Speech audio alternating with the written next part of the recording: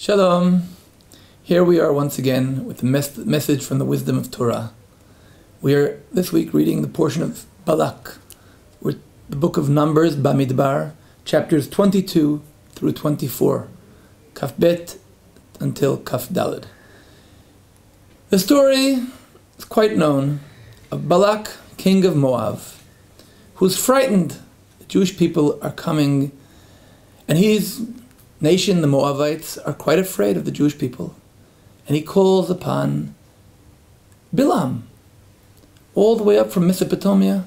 He calls Bilam and tells him, please help me, and curse the nation.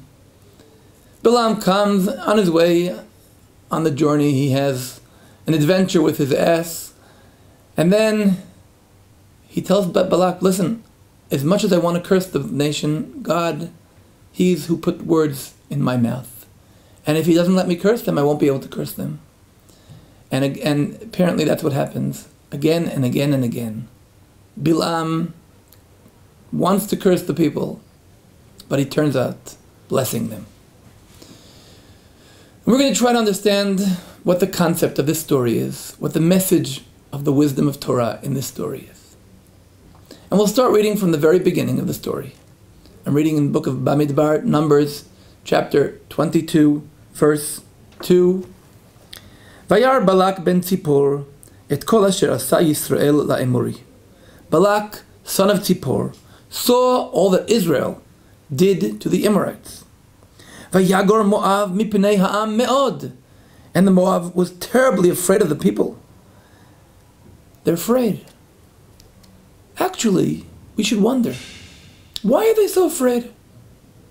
If we read the story of what happened in last week's parasha, in the Parashat Chukat, in chapter 21 at the end, we see a story of the Jews, the Israelites, progressing towards crossing the Jordan River.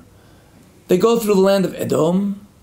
They ask permission to go through, and the king of Edom does not allow it. And they go on.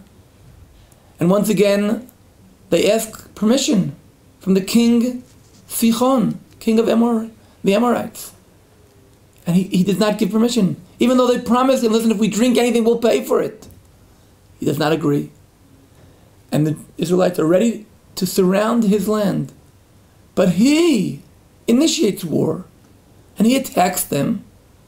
And so they attack back and they win. Same thing happens with Og from the Bashan up north, where presently today is the Golan Heights. Og comes out and he initiates the war. So what we see here is that the Israelites are not searching war. They're actually trying to make progress towards the land, towards crossing the river of Jordan. And they have no intention to fight. So why the Moabites, who are right at that same location, a little more south, why would they be afraid that the Israelites are going to attack them? Furthermore, when we read the next verse, we're even more surprised. Pasuk Dalet, verse 4 in chapter 22. Vayomer Moab el ziknei Midyan, ata yelachechu hakahal et kol sevivotenu, kilchoch hashor et yerek hasadeh. Moab said to the elders of Midian, now the congregation shall lick up all around of us, as the ox licks up the grass of the field. What is this description? An ox licking up the grass? Actually, if we think of an ox in the field licking grass, it sounds very calm, nothing frightening there. Actually, it sounds like a nice pastoral story from a farm, with an ox licking grass. What can be more beautiful than that? We can add maybe the birds singing and maybe a few flies, and the ox can move his tail. But what can be frightening from this description? Actually, the truth is an ox sitting and eating grass is not very frightening. But if he is attacked, he can fight back. The ox, different from the female cow, has horns. He also can kick. The ox is dangerous if he's attacked. The Moabites as described in the next verse, in verse 5, when Balak sends his messengers, his angels to Bilam, he says to him, Hine am yatsa mimitzrayim. Hine kisayet in haaretz v'hu yoshev mimuli. He says, listen, a people came out from Egypt, and see, they have covered the face of the earth. He's wondering, they have just come out of the land of Egypt. Really? Did they just come out of Egypt? No. They came out of Egypt 40 years ago. So what does he mean when he says, here is a nation, and they just came out of Egypt? They didn't just come out of Egypt. But we think and we understand that Balak has a problem with the fact that this nation just came out of Egypt. He refers to them as a group of slaves who left then ran away from Egypt. They shouldn't be a nation. They should be slaves. As a matter of fact, Balak uses the exact same phrase, which is used only by the Egyptians. I'm returning now to verse 3. Moab was terribly afraid of the people. Moab was disgusted with the life because of the children of Israel. Vayakotz Moab mipnei bnei Israel. Vayakotz. Where did we see the word Vayakotz? In the beginning of book Exodus. In chapter 1, when the Egyptians are describing their disgusting relation to the Israelites, it says the exact same verse in chapter 1, verse 12 in book of Exodus. Vayakutzu mipnei bnei Yisrael. They were disgusted. So what we see here, the Moabites may be a little afraid of the Israelites, but they're more disgusted with the Israelites. How did these bunch of slaves suddenly become a nation? And they want to live like a nation. They're going to live like right next to me. Balak says, they're going to lick the field, but he doesn't say only about licking the field.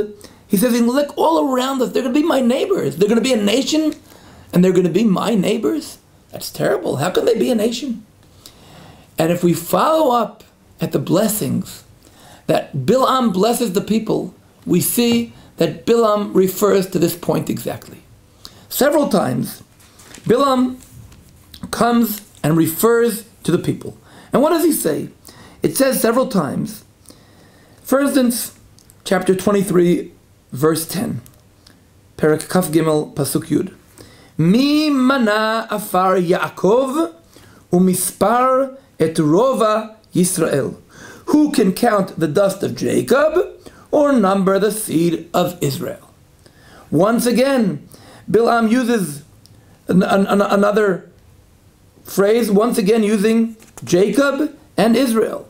If we look, for instance, in verse 21, Pasuk Kaf Aleph, Lo hibit aven b'Yaakov, v'lo ra'a mal b'Yisrael. He looks no iniquity in Jacob, and saw no perversity in Israel. And once again, we see again verse 23, for there is no sorcery in Jacob, and no witchcraft in Israel. Lo nachash b'Yaakov, lo kesem b'Yisrael. Ka'et yamer liYaakov u'liYisrael. Now it will be said to Jacob and to Israel. Why is he mentioning Jacob and Israel? Ma tovu ohalecha Yaakov. What great tents you have, Jacob. Mishkenotecha Israel. The tabernacles of Israel. And again, why? What is special in the patriarchs between Abraham and Isaac and Jacob? Abraham and Isaac, each one of them had two sons. One was elected, and one was not. Isaac and Ishmael. Isaac had two sons, Jacob and Esau. But Jacob, Yaakov, had 12 sons, and they were all elected as a nation. Abraham's name was once Abram. It was changed to Avraham. But the new name became Avraham, and it was still always Avraham. Jacob kept both names, Jacob and Israel. Yaakov v'Israel. What is the difference between these two names?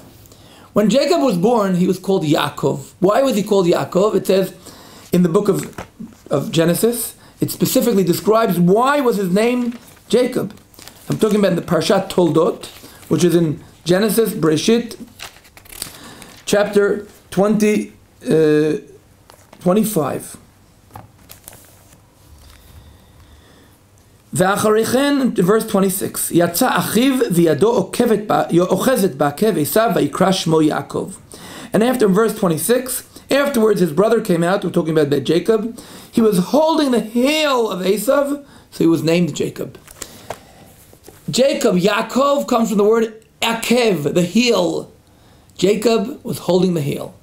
Yisrael was the name the angel gave him. The angel said, you are become Yisrael ki sarita, because you showed you can be a leader. You can be a king. Sarita, Yisrael, also has the letters Rosh. The king, or the angel tells Jacob, you are from heel to head, which means you have the entire nation as one. You can unite the nation of Israel. And that is why Jacob was chosen to be the elected of all the patriarchs. Jacob and Israel represents the entire nation from the heel to the head. And therefore when Bilam was trying to curse the nation, he keeps going to a different point where you can see the entire nation, but he says, I want to see the edge of them. I don't want to see them all. As we see, for instance, in verse 9, he says, Ki merosh tzurim erenu, in chapter 23, Kaf Gimel Pasuk Tet, I will look at them from above. He wants to look at them from above, but he wants to see only the edge. Efes katzeu tir'eh. You will see the edge. The kulolo tir'eh. Don't see them all as one. See only the weak part. Interesting. Balak and Bilam. If we take the last two letters of Balak, and we take the last two letters of Bilam, we get Bilam is Am, and Balak, the last two letters are Lek. Amlak. Amalek, the nation of Amalek. When the Jewish people come out of Egypt, they are attacked by Amalek. What does Amalek do? He finds the weak spot of Israel and he attacks them there. That's Amalek. The other three letters of Bilam and Balak are Bavel, which represents something that is spread out. The Jewish people have to be united, and then the blessing will shade upon them. And this is what Balak wanted Bilam to find an edge, to find the weak spot. But God said to Bilam, no, you will only see them as a whole. From Jacob to Israel. From the heel to the head. When they are united, and this is also the difference between a nation and a group of slaves. A slave is always trying to survive. He will try to find himself a last piece of bread. He will try to find himself to deal with his own needs. A nation, somebody who wants to be a royalty, a kingdom, a nation of kings, somebody who wants to be a leader, must see them all as a whole. And this is what God did not let Bilam see. He did not let him find the weak spots. He told him to look at them as a whole, and then there's no way to curse them. They will only be a blessed people. And their blessing shall be spread to all the world and to the entire nations, until the day where all the people of the world will come to the house of God, to the house of prayer, and all will call the name of God. He is one, and his name is one. Hopefully soon. Please God. Shabbat Shalom.